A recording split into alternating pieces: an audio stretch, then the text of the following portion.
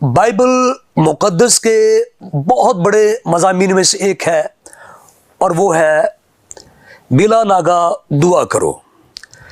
आप जानते हैं कि किताब मुक़द्दस के आगाज़ से लेकर आखिर तक दुआ के ताल्लुक़ से बहुत तालीम पाई जाती है।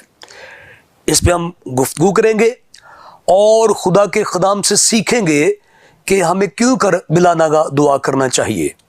लेकिन सबसे पहले ये मैं मुनासिब समझता हूँ कि आज के हमारे मेहमान जिन्होंने हमें ज्वाइन किया है सिखाने के लिए, कंपेन करने के लिए कि क्यों कर हमें बिला नागा दुआ करना चाहिए, तो आज के हमारे मेहमान हैं पास्टर करण परवेज़ साहिब, जो कि अदारा LBI के साथ कलाम खुदा की खिदमत सर अंजाम दे रहे हैं।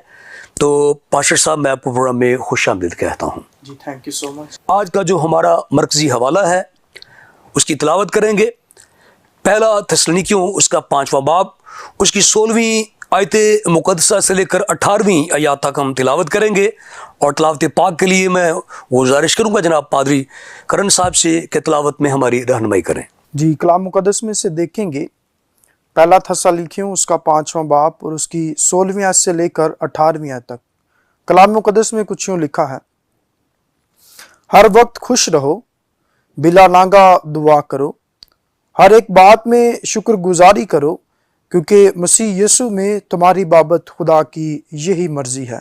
कलाम मुक़द्दस का पढ़ा जाना, सुना जाना, कबूल किया जाना हम सब के लिए बाइस से बरकत हो। आमीन। आइए अपने सरों को झुकाएं, अपनी आंखें बंद करें और दुआ मांगें ताकि हम कलाम खुदा को समझ सकें, क्योंकि रूह कुदस ही इंसान के जहन को खोलता है, सोचों को बदलता है और वही सिखाता है, वही हमारा उस्ताद है। तो मैं गुजारिश करूँगा जनाब ब्रदर मरकज से कि दुआ में हमारी रहनुमाई करें। कुदूसियत के मालिक इब्राहिम, इसहाक और यकूब के खुदावंद पाक खुदा, इस वक्त आपके प्यारे बेटे अपने खुदा यीशु मसीह के पाक लहू की बुनियाद पर आपकी पाक हजूरी में आते हैं और आपसे बरकत चाहते हैं। मेरे जलाली खुदावंद, वापस मानी हम इस घड़ी इन लम्हात के लिए आपकी शुक्रगुजारी करते हैं कि आपने हमें ये मौका बख्शा कि हम तेरे पाक कलाम की इस खिदमत को सर अंजाम दे सकें और तेरे लोगों तक तेरे पाक कलाम की मीठी बातों को पहुंचा सकें, ताकि वापस माने हम तेरे पाक कलाम के वसीला से अपनी ज़िंदगियों को सजाएं, संवारें और वापस माने तेरे खिलाफ कोई गुनाह ना करें। ऐ मेरे जाहो जलाल के बादशाह, तो आज के सारे प्रोग्राम में हमारा हामी और नासिर बनिए। जो कुछ भी हम वापस माने एक दूसरे से सीखते हैं और नाज़रीन को सिखाते हैं, तो वापस माने ना सिर्फ हमारे लिए बरकत का बायस हो, बल्कि तमाम सुनने वाले देखने वाले लोगों के लिए आज का पैगाम बायस बरकत बायस नजात ठहरे। आपकी प्यारे बेटे अपने खुदा यीशु मसीह के पाक नाम के वसीला से ये दुआ मांगते और पा लेते हैं। आमीन। और मैं सबसे पहले गुजारिश करूँगा पास्टर करण साहिब से कि हमारे नाज़रीन को ये सिखाएं कि बिला नागा दुआ किया करो, ये क्यों कर ज़रूरी है। जी पादी साहिब। जी पास साहब, शुक्रिया बहुत बहुत। और सबसे पहले मैं खुदा का शुक्रगुजार हूँ जिसने ये मौका फराहम किया कि हम सब भाई मिलकर इस बात पर गुफ्तगू कर सकें और नाजरीन को सिखा सकें। और यहाँ पर मैं सिर्फ 3 बातों पर आज नाजरीन का ध्यान करवाना चाहता हूँ। सबसे पहली चीज़ ये है कि बिला नागा दुआ करनी क्यों है। जी ठीक है। और एक और चीज़ है जो मैं यहाँ पर बताना चाहता हूँ कि हमें दुआ करनी कैसे है। मैं से शुरू यहाँ से करना चाहता हूँ कि जब हम माशरे में निकलते हैं इस दुनिया में, तो हमारे पास मुख्तलिफ मांगने वाले आते हैं, लेकिन हम सबको नहीं देते। हम चंद एक शख्स को देते हैं और वो जो हमसे इस कदर मांगता है कि हमारा दिल करता है कि हम अपनी जेब को इसके लिए खोलें, हम अपने वॉलेट को खोलें और उसे निकाल कर दें। सबको हम नहीं देते। हमारे पास 10 मांगने वाले आएंगे, हम 10 को नहीं देंगे, बल्कि सिर्फ चंद एक को जिसकी आवाज हमारे दिल तक पहुंचेगी और दस्तक देगी, किसे देना चाहिए। हाँ जी, जिसे देना चाहिए, जो बार बार मांगेगा और जो हमें मजबूर कर देगा। ऐसे ही बेशुमार लोग जो हैं वो खुदा से मांगते हैं, लेकिन मिलता उन्हें है जो दिल से मांगते हैं।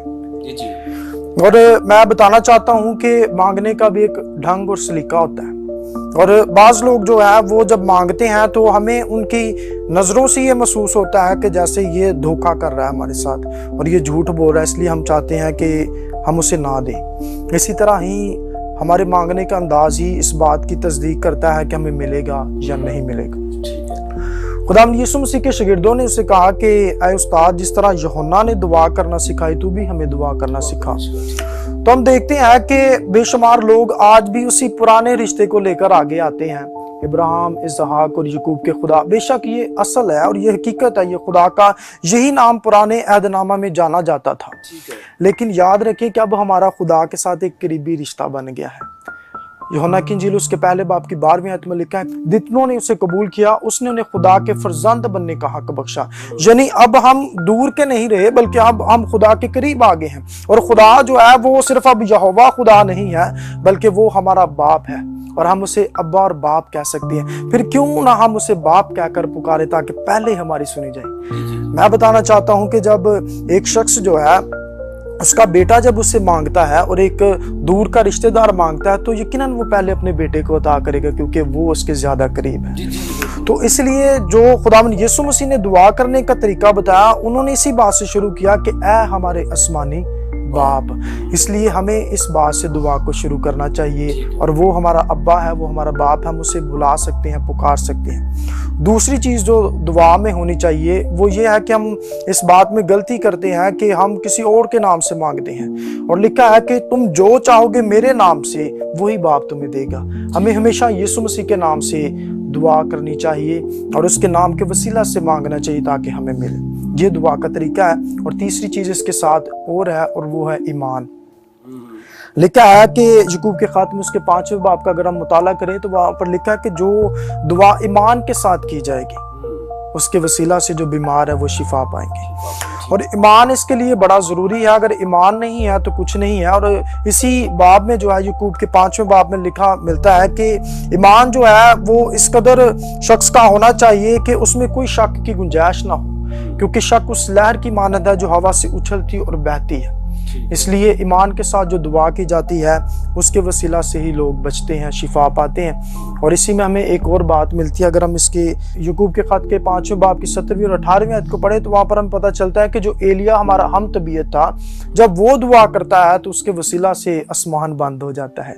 ये दुआ की ताकत है, ईमान की ताकत है कि जो दुआ है वो आसमान को बंद कर देती है। और वही शख्स जो हमारा हम तबीयत था, जब वो फिर से दुआ करता है तो वही आसमान खुल जाता है और फिर आसमान से बारिश जो है वो होती है। और जो दूसरी खास चीज है जो मैं बताना चाहता हूं कि बिला नागाही दुआ क्यों करनी है। मैं जो समझता हूं वो ये है कि जो दुआ है वो एक ईमानदार की सांस है। अगर ये चल रही है तो हमारी रूहानियत जिंदा है। अगर सांसें चल रही हैं, जिस तरह ये हमारा बदन है, जब तक सांसें हैं तब तक हम जी रहे हैं, हम चल फिर सकते हैं, हम हरकत कर सकते हैं, हम किसी चीज को छू सकते हैं, महसूस कर सकते हैं, देख सकते हैं, सुन सकते हैं, बोल सकते हैं। लेकिन अगर हमारे अंदर जो है वो सांस नहीं है तो फिर हम मुर्दा हैं और डॉक्टर कह देते हैं कि अब इसमें जिंदगी नहीं है। इसी तरह जो दुआ है वो एक रूहानी शख्स की, ईमानदार की जो है वो सांस है। जब तक वो सांस ले रहा है तब तक वो जी रहा है, जब सांस नहीं है तो उसकी रूहानियत जाती रहती है। इसलिए यहाँ पर खुदा का बंदा लिखता है कि बिला नागा दुआ करो, यानी जब सांस का तार जो है वो टूटेगा तब जिंदगी खत्म हो जाएगी।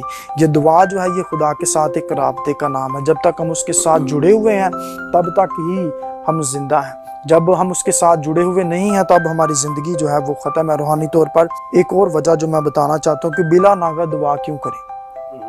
अगर हम पहला पतरस उसके 5वें बाब की 8वीं आयत को पढ़ें तो लिखा है कि तुम्हारा जो मुखालिफ इब्लीस है, जो गर्जने वाले शेर बब्बर की मानद है, वो तुम्हें ढूंढता फिरता है।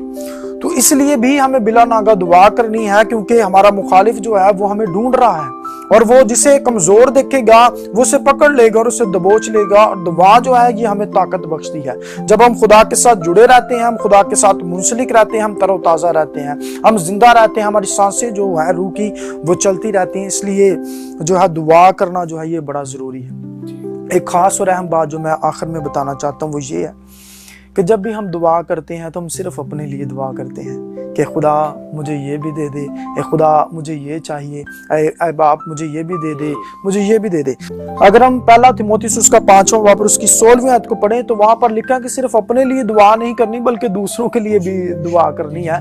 हम सिर्फ अपने लिए मांगना पसंद करते हैं बल्कि दूसरों के लिए नहीं मांगते। इसलिए हमें याद रखना चाहिए कि हमें मुकद्दसों के लिए बिला नागा दुआ करना भी जरूरी है। इसलिए कि जो हमारे हम खिदमत भाई हैं जो मसीह के लिए काम कर रहे हैं वो भी मजबूत होते जाएं, और अगर वो किसी सबब से दुआ नहीं कर पाते तो उनके जो मुकद्दस भाई हैं जो उनके साथ हम मेरास हैं वो उनके लिए दुआ करें ताकि वो खुदा के काम को पूरा कर सके।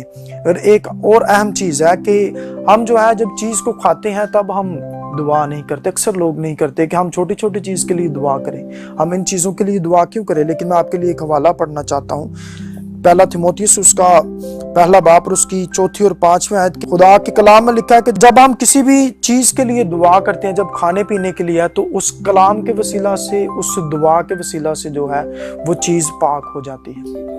लेकिन हम बाज़ औक़ात जो है जब कोई चीज़ खाते हैं तब दुआ नहीं करते, ना शुक्र करते हैं, इसलिए कि हम समझते हैं कि नॉर्मल सी बात है। लेकिन याद रखें, जब हम किसी चीज़ को खाते हैं, पीते हैं, तो जब हम उससे दुआ करते हैं तो फिर उस वसीला से वो चीज़ पाक हो जाती है। इसलिए मसीह ने कहा था कि अगर तुम कोई ज़र पहुँचाने वाली चीज़ भी पियोगे तो वो तुम्हें ज़र ना पहुँचाएगी। वो किस तरह से होगा? जब हम उस चीज़ को पाक कर देंगे, दुआ करेंगे, तो उसके वसीला से ही वो चीज़ पाक होगी और हम उस दुआ के वसीला से बच सकते हैं और दूसरों को भी बचा सकते हैं।